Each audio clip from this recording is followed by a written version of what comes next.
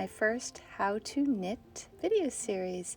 This is just going to focus on all of the basics that you need to learn to be successful at knitting. I've been knitting since I was a little girl. Then I became an elementary teacher where I also taught knitting, and now I own my own business where I sell my hand-dyed yarns and I design knitwear and crochet wear. Now let's talk about the materials you're going to need to be successful at knitting. The very first thing, of course, number one of importance, is knitting needles. Now, you're going to have a choice of either 9 to 13 inch straight single point needles, which were those traditional needles that most people, including my grandmother and my mother, used primarily. They're great for knitting anything straight, mainly like a scarf, which is something that a lot of people start out with, or maybe you just want to start out with coasters. But getting that either 9-inch, or if you think you're going to make something wider, a 13-inch long straight needle set. It can either be bamboo or metal. The other option you have are 16-inch circular needles. If you decide you want to make a hat, or if you want to make something that is straight too, you can still use the circular, so they're really handy.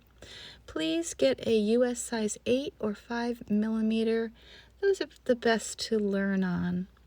This size needle also matches the yarn weight that you'll be using the best. I'd like you to use either a DK or a worsted weight yarn. I think those are the best weights to learn on. And as far as what your yarn is made of, there are a few choices. The base might be acrylic, which means you could machine wash and dry it. Although it is made from chemicals, definitely not my favorite. It definitely, though, is awesome for wash and wear. You could also use wool, which is my favorite, but I do understand it has limitations. They have very soft merino wools available now that are not itchy at all, and they're just lovely. The only downside is if they're not superwash wool, which means they've been treated with a plastic coating to make them washable, then you must hand wash. I love to hand wash, though. I don't mind at all. There's also blends, and blends are a nice combination of both wool and acrylic, or perhaps wool and silk, or any combination of fibers. A lot of sock yarn that you see these days is a blend of superwash merino wool and nylon, which gives it the stretch that it needs to be socks.